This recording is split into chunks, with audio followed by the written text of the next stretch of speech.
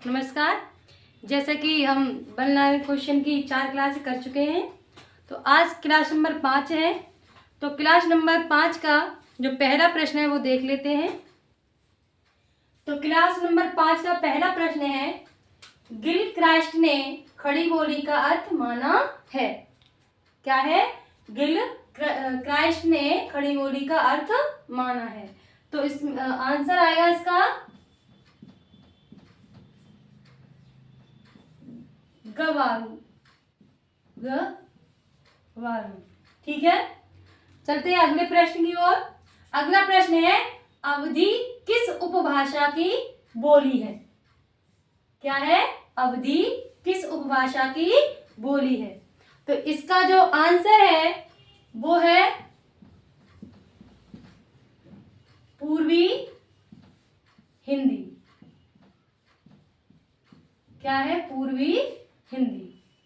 ठीक है, अगला प्रश्न है, खड़ी बोली का दूसरा नाम है, यानी कि खड़ी बोली का दूसरा नाम क्या है?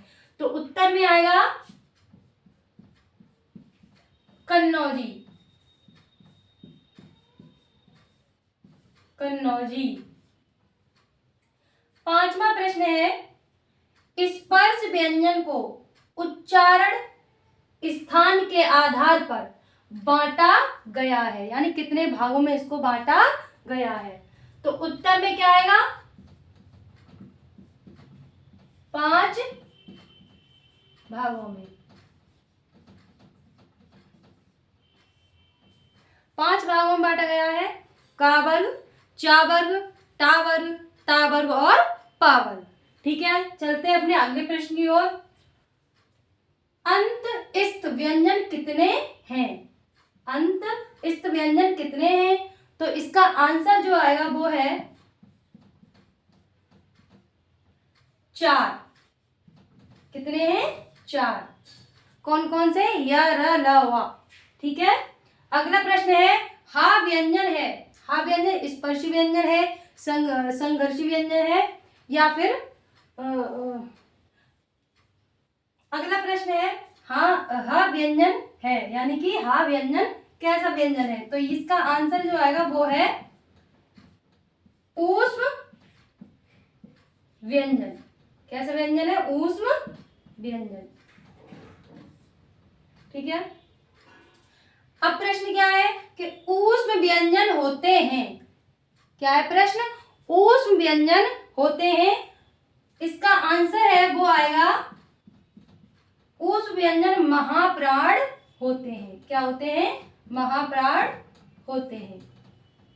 अगला प्रश्न है, राजभाषा आयोग का गठन कब हुआ? क्या पूछ रहा है कि राजभाषा आयोग का गठन कब हुआ? उत्तर में आएगा 1955। क्या आएगा? 1955 में इसका गठन हुआ। अगला प्रश्न है, राजभाषा अधिनियम किस सन में बना?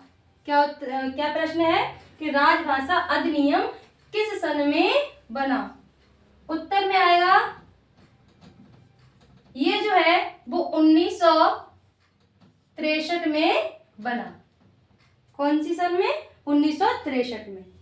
अगला है, राजभाषा अधिनियम कब संशोधित हुआ था?